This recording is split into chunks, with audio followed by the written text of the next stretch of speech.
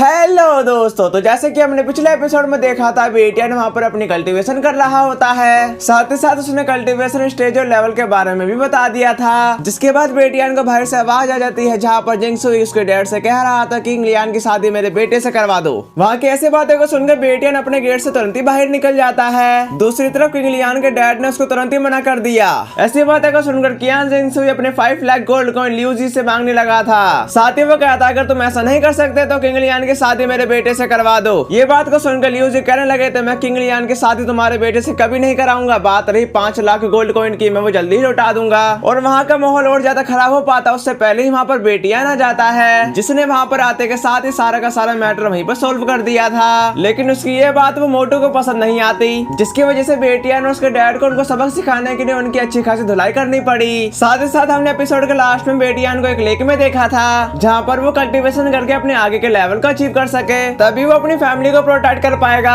अब आगे तो इस एपिसोड की शुरुआत बिल्कुल उसी सीन से शुरू होती है, जहाँ पर बेटियान अपनी कल्टीवेशन करके अपने आप को स्ट्रॉन्ग कर रहा था। साथ ही साथ उसने अपनी वज्रा बॉडी को काफी ज्यादा स्ट्रॉन्ग कर लिया था। जिसके बाद वो वहाँ पर बायो युआन ज़्यू ज़ोंगजिन नाम की टेक्निक का भी यूज कर देता है, जिसको यूज करने के बाद ही वो कहता आखिरकार मैंने कल्टीवेशन करके फर्स्ट लेवल को अचीव कर लिया और मुझे स्ट्रेंथ का फर्स्ट लेवल को कंटिन्यू बढ़ाना होगा। देन वो वहाँ पर ऐसी बातें कर रहा था, तभी दूसरी तरफ एक स्नेक आकर उस पर तुरंत ही अटैक कर देता है, जिसको बेटियान ने अपने एक ही पंच से डैमेज कर दिया था। साथ ही साथ वो वहाँ पर उसको पूरा खत्म कर देता है। इसी के साथ ही हम शाम का सीन देखते हैं, जहाँ पर बेटियान उसी स्नेक को रोस्ट कर रहा था और रोस्ट करके उसे खाने लगता है। साथ ही साथ उसने एक स्पिरिचुअल पिल भी ले ली थी ताकि वो अपनी कल्टीवेशन को तेजी से कर सके। तभी हम बेटियान को उसी लेक में कल्टीवेशन करता देखते हैं, लेकिन बेटियान ने अपनी बॉडी पर कुछ ज्यादा ही प्रेशर लगा लिया, जिसकी वजह से वो उसी लेक में गिर जाता है और वो वहाँ से बाहर निकलते हुए कहता मैं फिर से नाकाम रहा। तभी हम कुछ दिनों के बाद का सीन देखते हैं, जहाँ पर बेटियान काफी ज्यादा स्ट्रॉन्ग हो चुका था। इसी के साथ ही बेटियान कहता कुछ दिन प्रैक्टिस करने के बाद मेरी स्पिरिचुअल बॉडी काफी ज्यादा स्ट्रॉन्ग हो गई है, मेरे ख्याल से अब मेरे को घर की ओर जाना चाहिए। जो कहते ही वो घर की ओर रवाना हो जाता है। दूसरी तरफ हम एक बूढ़े आदमी को देखते हैं, जिसकी हालत कुछ ज्यादा ही खराब थी और तभी हम वहाँ पर बेटियान को भी देखते हैं, जो उसका जेड पेंडेंट देखते हुए कह रहा था लगता है ये स्पिरिचुअल कोर बन गया है और यह मेडिसिन रिन्यूअल पिल को रिफाइन करने के लिए एक मेन इंग्रेडिएंट्स में से एक है। अगर इसे फिर से रिफाइन किया गया तो मेरी बहन मार्शल आर्ट को फिर से अवेकन कर पाएगी। देन बेटियान ऐसी बातें सोचकर वहाँ से जाने ही लगा था, लेकिन वो पीछे से बूढ़ा आदमी उससे कहता लिटिल फ्रेंड क्या तुम यहीं आसपास से हो, जिस पर बेटियान एग्री कर गया। जिसके बाद वो उसको बूढ़ा आदमी बताता क्या तुम हुआंग माउंटेन को पहचानते हो, जिस पर बेटियान बोलता हाँ मैं उसको पहचानता हूँ। ये बात को सुनकर उस बूढ़े आदमी का कहना फिर तुम ये भी जानते होंगे कि जिनसेंग ग्रास कहाँ उगती है। दूसरी तरफ बेटियान कहने लगा था आप ब्लड जेड जिनसेंग की तलाश कर रहे हैं, लगता है आप काफी बीमार हैं। मैं एनर्जी और ब्लड की कमी को पूरा करना जानता हूँ, जिस वजह से आप अपनी लाइफ को अच्छे ढंग से जी पाएंगे। बस आपकी प्रेजेंट शारीरिक स्थिति के साथ अगर आप इसे लेंगे तभी आप पे जिनसेंग ग्रास का असर होगा। अगर आप ऐसा नहीं करते हैं वरना आप 30 दिन से अधिक जिंदा नहीं रह सकेंगे। ऐसी बातों को सुनकर कियान कहने लगती अपनी बकवास को बंद करो और हमारे काम करने के लिए तैयार हो जाओ। जो कहती उसने काफी गुस्से में बेटियान पर अटैक कर दिया था, जिसको बेटियान डॉज करते हुए उस पर एक पावरफुल अटैक कर देता है। तभी कियान पीछे हटते हुए दोबारा उस पर अटैक करने ही जाने वाली थी, पर वो बूढ़ा आदमी उसको वहीं पर रोक देता है। साथ ही वो उससे कहता बस करो कियान, यहाँ गड़बड़ नहीं होनी चाहिए। जो सुनकर कियान कहते ग्रैंडपा यह पर्सन आपको कर्ज दे रहा था, जिस पर ग्रैंडपा उसको बताते ऐसा नहीं है पर मेरा दोस्त ठीक कह रहा है, सचमुच में मेरे पास ज्यादा समय नहीं बचा है। तभी कियान का कहना है ग्रैंडपा ऐसा नहीं हो सकता, क्या प्रेसिडेंट एडी ने ऐसा नहीं कहा था कि ब्लड जिनसेंग को ढूंढने से आप बच सकते हैं। जिस पर उसके ग्रैंडपा कहने लगते हर किसी का इलाज नहीं हो सकता, भले ही तुमको ब्लड जिनसेंग ग्रास मिल जाए, बस मैं थोड़ी देर के लिए ही जीऊंगा। साथ ही साथ प्रेसिडेंट एडी की लगातार ट्रीटमेंट नाकाम भी तो हो गई और मुझे ये भी डर है क्योंकि इसको रिफाइन करना काफी ज्यादा मुश्किल है। तभी तो मैं कहता हूँ मेरा दोस्त इसके बारे में सब कुछ जानता है। जिसके बाद वो बेटियान से पूछता तुम इसके बारे में कैसे पता लगा सकते हो, जिस पर बेटियान उनको अच्छी तरीके से देखते हुए बताता आप ऐसे देखते हैं कि जैसे कि आपकी आंखें सुस्त हो और आपकी आईब्रो के बीच मौत का आभास हो रहा है, जिसकी वजह से यह इंटरनल ऑर्गन को सीरियस डैमेज का संकेत दे रहा है और आप अपने कोर तक इंजर्ड हो अगर मैं इसे सही ढंग से देखूं। ऐसी बातों को सुनकर वो बूढ़ा आदमी कहने लगता मेरा दोस्त की नजर तो काफी ज्यादा शार्प है, तुम तारीफ के लायक हो। तभी कियान उससे पूछने लगती क्या तुम मुझे बता सकते हो कि मेरे दादाजी कितने बीमार हैं, पर मुझे यह भी नहीं पता कि इसके इलाज हो सकता है कि नहीं। ये बात को सुनकर बेटियान का कहना है मैं तुम्हारे दादाजी को बचा सकता हूँ केवल रिकवरी के एलेक्सर को रिफाइन करके, अगर नहीं तो अंतिम संस्कार की तैयारी करो। दूसरी तरफ वो बूढ़ा आदमी बेटियान को बताने लगा हुई लिंग डैन एक मीडियम ग्रेड का सुवान डैन है, लेकिन इसको रिफाइन करना इतना आसान भी नहीं होगा। जो सुनकर बेटियान कहता है आप बेफिक्र रहें क्योंकि आप सैकड़ों सालों तक जिंदा रहेंगे। ऐसी बातों को सुनकर उसके दादाजी अपने मन में कहते हैं, अगर वह इमोर्टल के रूप में पैदा हुआ हो तो शायद मैं बच सकता हूँ और मेरे पास छोड़ने के लिए काफी कुछ है, साथ ही साथ मैं एक खूबसूरत दुनिया भी देखना चाहता हूँ। अपने दादाजी की इस बात को सुनकर कियान कहने लगती, क्या सचमुच में कोई दूसरा रास्ता नहीं है? ये बात को सुनकर बेटियान का कहना है, स्पिरिचुअल रिकवरी पिल को बनाना मुश्किल नहीं है, मैंने तुमको बताया तो था, पर तुम्हारे पास इसके लिए इंग्रेडिएंट्स हैं, तभी मैं एलेक्सर को रिफाइनमेंट में तुम्हारी मदद करने की पूरी कोशिश कर सकता हूँ। जिसके जवाब पर उसके दादाजी बेटियान को बताते हैं, क्या ये बच्चा अल्केमिस्ट है? इस बात पर तो बेटियान ने हाँ कह दिया। जो सुनकर उसके दादाजी कहते हैं, लेकिन मैं नहीं जानता कि तुम कितने शोर हो मेरे दोस्त। जिस पर बेटिया ने बताता, मैं 10%। ये बात को सुनकर उसके दादाजी हैरान होने के साथ ही कहते, पता नहीं क्यों इन यंग मैन में हमेशा से एक गहरी फीलिंग होती है, पर मेरे पास अभी भी कुछ एलेक्सर हैं। अगर छोटा दोस्त इसको रियली में रिफाइन कर सकता है तो इस बूढ़े को इसका एहसान होना चाहिए। जिसके बाद उसके दादाजी ने बेटियान को एलेक्सर का पाउच दे दिया था, जिसको लेने के साथ ही बेटियान उनको बताता, इससे पहले कि मैं एलेक्सर को बनाऊं तुमको 2 शर्तों से सहमत होना होगा। ये बात को सुनकर उसके दादाजी कहने लगते, वो कौन सी शर्तें हैं? अगर मैं उसको पूरा कर पाया तो मैं इसका वादा जरूर करूंगा। तभी बेटियान उनको कहने लगा, जो तुम्हारे गर्दन पर एक कोर है वो मेरे को चाहिए। जो सुनकर कियान के दादाजी कहते, कोई बात नहीं, चाहे कामयाब हो या नाकाम, वैसे इस दयालुता के कारण ये स्पिरिचुअल कोर मेरे दोस्त का हुआ। जिस स्पिरिचुअल कोर को बेटियान लेने के साथ ही कहता, और मेरी दूसरी शर्त, अगर आप एक्स्ट्रा सोल रिकवरी एलेक्सर को रिफाइन करते हैं। तभी कियान के दादाजी बताने लगते, निश्चित रूप से ये अल्केमिस्ट मटेरियल का बस एक हिस्सा है, वैसे क्या तुम एलेक्सर सोल और रिकवरी एलेक्सर को रिफाइन कर सकते हो?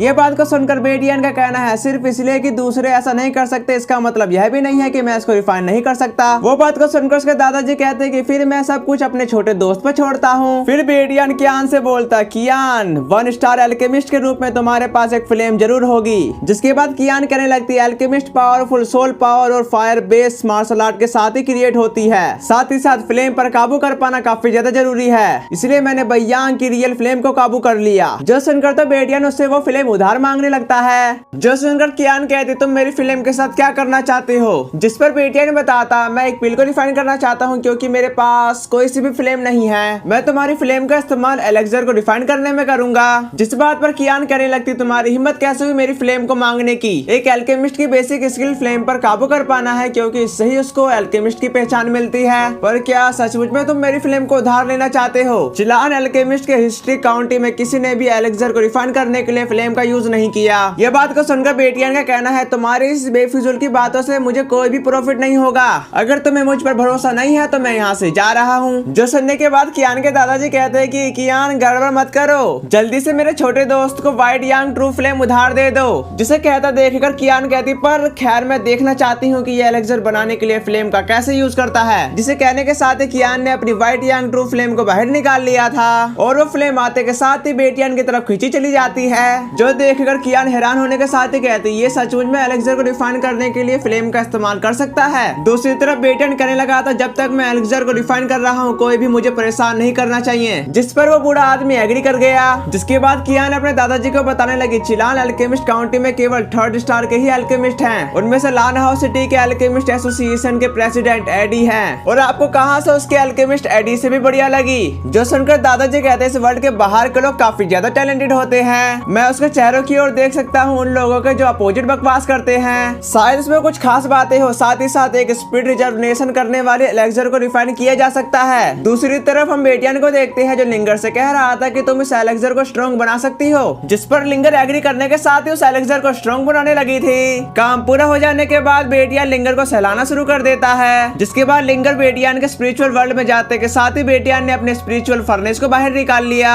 जो देखकर कियान कहती है, हल्की हवा से एलेक्सर बनाने के लिए एल्केमिस्ट फर्नेस का इस्तेमाल नहीं कर सकता। हल्की हवा से एलेक्सर को रिफाइन करने के लिए फ्लेम के साथ स्ट्रॉन्ग रिलेशनशिप की जरूरत होती है, और इसे अच्छे तरीके से काबू नहीं किया गया तो तुम्हारी पिछले सभी कोशिशें बर्बाद हो जाएंगी। साथ ही साथ उसने मेरी फ्लेम को उधार लिया है, जिसकी वजह से मेरी फ्लेम उसके लिए नहीं होगी। दूसरी तरफ हम बेटियान को देखते हैं जो एकदम परफेक्ट तरीके से सोल रिकवरी पिल को रिफाइन कर रहा था। उसके इस प्रोसेस को देखकर दादाजी का कहना है, कौन है ये? इस तरह का डीमन एल्केमिस्ट यहाँ के टाउन में कब आया? जिसके बाद हम बेटियान को देखते हैं जो अपनी फ्लेम का यूज करने के साथ सोल रिकवरी पिल को रिफाइन करने में पूरी कोशिश कर रहा था, और बेटियान काफी मुश्किलात का सामना करने के बाद सोल रिकवरी पिल को रिफाइन कर लेता है। जो देखकर वो लोग कहते हैं इसने तो पिल को रिफाइन कर लिया और इसका ओरा भी काफी ज्यादा प्योर है। जिसके बाद बेटियान वो रिकवरी पिल को हाथ में लेने के साथ ही दादाजी से कहता, हो गया, मैंने आपका वादा पूरा किया और स्पिरिचुअल रिकवरी पिल को रिफाइन करने में आपकी मदद की। तभी बेटियान ने उनमें से एक पिल दादाजी को पकड़ा बता दी थी, जिसको लेने के साथ ही दादाजी का कहना है यह बूढ़ा यून देजियांग मेरे लिए एलेक्सर को बनाने के लिए तुम्हारा शुक्रिया करता है। जब तक मैं इस इंजरी को हील न कर लूं तब तक इंतजार करो और मैं तुम्हारे इस एहसान को जरूर चुकाऊंगा।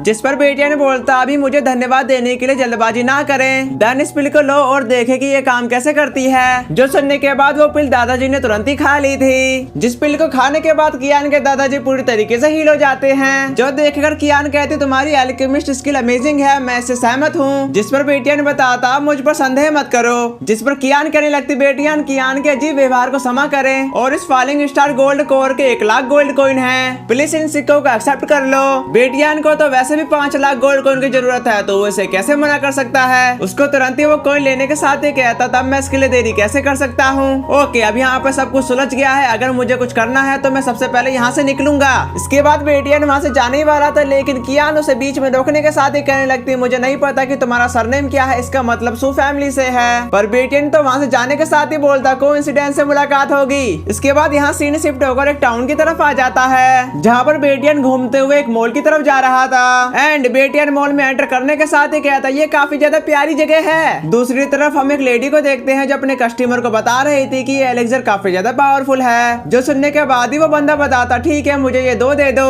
जो सुनकर वो लेडी कहती इसके लिए तुमको इंतजार करना होगा। वो कहते ही बेटियान की तरफ जाते हुए बोलती यंग मास्टर मुझे नहीं पता कि तुम क्या खरीदना चाहते हो। जिस पर बेटियान कहने लगता है मैं 6 पत्ती वाले ग्रीन लोटस को खरीदना चाहता हूँ, साथ ही साथ fire lotus fruit, snow ginseng और ग्रीन स्पिरिट वाटर, यहाँ तक कि एक यूनिवर्स बैग, क्या ये सब तुम्हारे पास है। जिस पर वो लेडी का कहना है सर जो आप चीजें खरीदना चाहते हो उसकी कीमत काफी ज्यादा है। ये बात को सुनकर बेटियान कहने लगा था पैसे की कोई समस्या नहीं है, बस मुझे इसे खरीदने के लिए ले चलो। जिस पर वो लेडी एग्री करने के साथ ही उसको बताने लगी ठीक है तुम मेरे साथ चल सकते हो। जो कहते ही वो दोनों रेयर आइटम फ्लोर पर जाने लगते हैं, जहाँ पर एक पर्सन कहता ये सभी ट्रेजर हाई क्वालिटी वाले हैं, लेकिन दूसरी तरफ वो लेडी बेटियान को और आगे के फ्लोर पर ले जाने लगती है और वो लेडी वहाँ पर पहुँचने के साथ ही बताती सर प्लीज थोड़ा सा इंतजार करिए, मैं अभी स्पिरिचुअल चीजों को हासिल करती हूँ। जो कहती वो लेडी उन चीजों को लाने के लिए चली गई थी। फिर हम कुछ देर बाद का सीन देखते हैं जहाँ पर वो लेडी उन चीजों को लाते के साथ ही कहने लगती यंग मास्टर तुम जो भी स्पिरिचुअल चीजें चाहते हो वो सभी यूनिवर्स बैग में है। जिसको लेने के साथ ही बेटियान का कहना है इन चीजों की कीमत कितनी है। जिस बात पर वो बेटियान को बताते स्पिरिचुअल चीजें और यूनिवर्स बैग टोटल कीमत 3,90,000 गोल्ड कॉइन है। जिस पर बेटियान एग्री करने के साथ ही अपने पास से एक कार्ड बाहर निकालने के साथ उस लेडी को दिखा दिया था। जिसको लेने के साथ ही वो लेडी कहते हैं कि क्योंकि यंग मास्टर के पास फालिंग गोल्ड कार्ड है तो तुम लिंगवाओ टावर के वीआईपी गेस्ट हुए, जिसकी वजह से तुम 20% छूट के हकदार हो सकते हो। अब यंग मास्टर को केवल 3,10,000 गोल्ड कॉइन की कीमत देनी होगी। ऐसी बातों को सुनकर बेटियान कहने लगा था ये तो काफी अच्छी बात है, तो चलिए ऐसा करते हैं कि मैं कुछ और सेकंड लेवल के वारक्राफ्ट डीमन पिल को खरीदूंगा। जो सुनकर वो लेडी कहती सर रुकिए मैं इसे अभी यहाँ पर लेके आती हूँ। अगले सीन में हम बेटियान को देखते हैं जिसने अच्छी खासी शॉपिंग कर ली थी। साथ ही वो कहता अरे कल्टीवेशन सचमुच में आसान नहीं है और मैंने इतना कुछ खरीदा है कि मेरे लिए कुछ समय की प्रैक्टिस करने के लिए काफी होगा। इसी के साथ ही बेटियान के यूनिवर्स बैग में से किसी की आवाज आने लगती है, जिसको वो बाहर निकालने के साथ ही देखता है ये तो रैंसी का स्पिरिचुअल बॉल है। जहाँ पर रैंसी उसको बता रही थी बेटियान आज रात 6 बजे मुझे ढूंढने के लिए किंग जियांगजू आओ, क्योंकि तुम्हें मेरे साथ प्राइवेट परफॉर्मेंस देखने के लिए चलना होगा। जो सुनने के बाद बेटियान किंग जियांगजू की ओर रवाना हो जाता है। जहाँ पर पहुँचने के साथ ही रैंसी उसको बताती बेटियान तुम आ गए। वो कहती रैंसी बेटियान से चिपक जाती है। कुछ लोग सोच रहे होंगे कि रैंसी तो ऐसी नहीं है और इसका एक रीजन भी है क्योंकि दूसरी तरफ उसकी मॉम खड़ी है। और इसी के साथ ही हमारा ये वाला एपिसोड खत्म हो गया।